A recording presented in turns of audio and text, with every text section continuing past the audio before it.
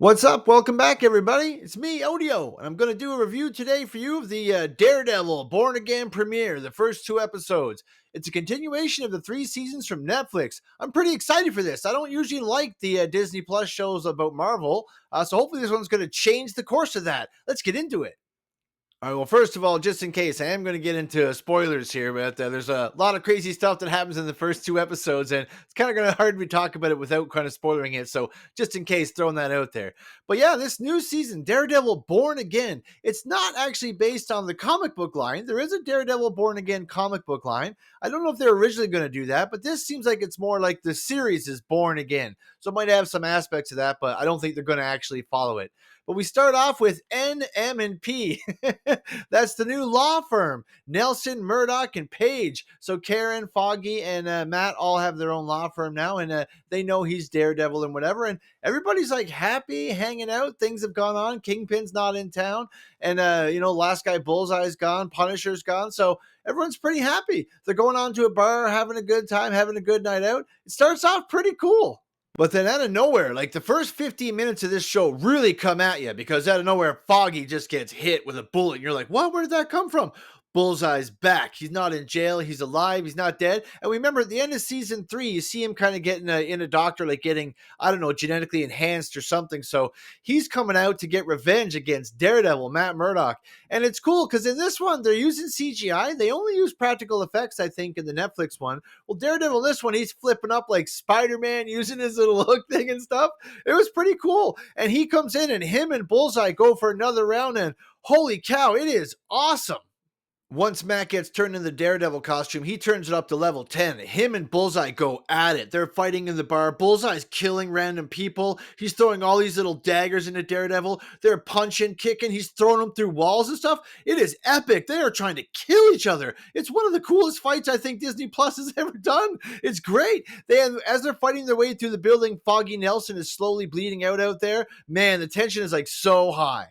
Anyway, like I said, spoiler territory, when they finally get on the roof of the building, because they fight the whole way up there, Foggy Nelson's heartbeat finally stops, just as Daredevil defeats Bullseye. And as they're kind of fighting, they're arguing, and when he hears the heartbeat stop, Matt just pushes him off the roof, like, splat, and lets him drop down to the pavement. I was like, oh, whoa, Daredevil, that is awesome. But of course, he's like a Catholic guy, and he feels bad Foggy's dead, and he potentially just murdered someone. He drops the helmet. Someone sees him. Like, it was a crazy start. Then, like, the credits come up, and I'm like, oh, yeah, Daredevil's definitely born again. It's rising from the ashes. This is fantastic. After all that business with Foggy, Karen also takes off basically for the entirety of these two episodes. She's back for like one conversation, but Foggy dying was pretty devastating, so they kind of lose touch. And I was also very happy to see Vincent D'Onofrio back as Wilson Fisk. Kingpin himself has returned. And, he's running for mayor. He's going to win, basically. It's obvious, of course. They wouldn't be doing it any other way. But his wife has taken over the business in his absence, and she's running it, better than him, apparently. They're kind of having some problems, and because he's running for mayor and going to be the mayor, they're trying to work it out, so they're going to end up going to counseling and things like that. So really cool, though. Wilson Fisk, Kingpin, and Daredevil get together in the coffee shop at one point. It really made me laugh when they were actually sitting down having a coffee. Just two of them talking, just in their room was really interesting. I liked to hear them talking about their past. It was funny because they reference everything. Like Daredevil's like, have any kids? And Kingpin's like, well, I was mentoring someone. Didn't she try to shoot you in the face? Sometimes family doesn't see eye to eye. He's talking about Echo, and they sort of reference how Kingpin, was in Hawkeye, he got hit by a car and everything. Things haven't been going his way the last year or so. And then Kingpin says the same thing to Daredevil, like, well, how you been? You have any kids or anything? And Daredevil's like, no, but he neglects to bring up that he did go hook up with She-Hulk and do the walk of shame. Morning. You never know, maybe he's gonna have some little Hulk Daredevil kids. Well, I don't know. Marvel could do anything, right? But it was just a cool conversation to see Kingpin and Daredevil sit down together and have coffee because they both know each other's identities, right? And they're both trying to make sure the other one doesn't try to come up and kill them or do something evil or take back the city. So really cool, like a lot of tension in their conversation. But anyway, as time goes on, Matt decides, he's not going to be Daredevil anymore since that night. Like a year passes, he's given it up. We get some courtroom stuff, and I really actually, I like the court cases. I used to like that in the old show. So it's a bit of there's not a whole lot of action in here. But in the next episode, we actually get to see these two guys are beating up this guy in a train station, and this good Samaritan tries to step in and help the guy getting beat up. And then one of the two guys is beating up the other guy, falls and gets hit by a train. Then the other guy pulls out a badge. He's like, "You're under arrest for killing a cop." He's like, "What?" And it's Hector Ayala, which is the White Tiger.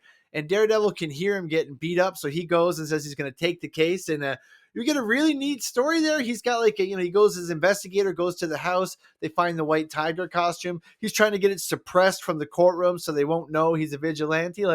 Really nice. I'm interested to see where the court case goes. I actually really liked the second episode. I had a good time with it. You get a lot of interesting moments there with them, and because obviously he's Daredevil, he knows what it's like to be a vigilante, but he's not going to tell him that. And of course, as expected, there'll be a moment where Matt will have to decide if he's going to be Daredevil again or let something bad happen. So, of course, he's not going to let something bad happen. He doesn't dress up as Daredevil again, but he breaks out the fighting and stuff. So, super cool. I really liked it. And he gets to meet a girl. This girl, Kirsten, at work at the new law firm he works at. She's like a Mark Waid character. I don't know. She doesn't really, I didn't really like that side character. I didn't really understand what her role was. But anyway, she works at the law firm with him. She hooks him up with a date. Him and this girl go out a couple times and they make out and stuff. And seems like they're going to be serious. And then it's really neat. At the end of episode 2, you see Kingpin, Kingpin and his wife are going into therapy, and it's her. She's a therapist, and she's going to be their therapist. So I like that little twist at the end. That was interesting. It's a fun way to end it. And I also I saw a few references. I do believe we're going to see Muse later on this season. I don't want to say why. A couple things I think are foreshadowing him, but I could be totally wrong. But he's another character from Daredevil. I think he's going to come in later on. We'll see what happens. But overall, I was pleasantly surprised. I had pretty low expectations. I didn't know how this was going to turn out, but it feels pretty rated R, and I think they did a pretty solid job. I would give it an 8 out of 10 on the odometer so far. Definitely worth a watch if you like the old seasons. They do a pretty good job trying to stay with the consistent tone and trying to bring it back, like it used to be. I had a good time, and I'm interested to see more. But thanks so much for your time, guys. Really appreciate that. Please like, share, and subscribe to the video. And remember, everybody, stay out of trouble.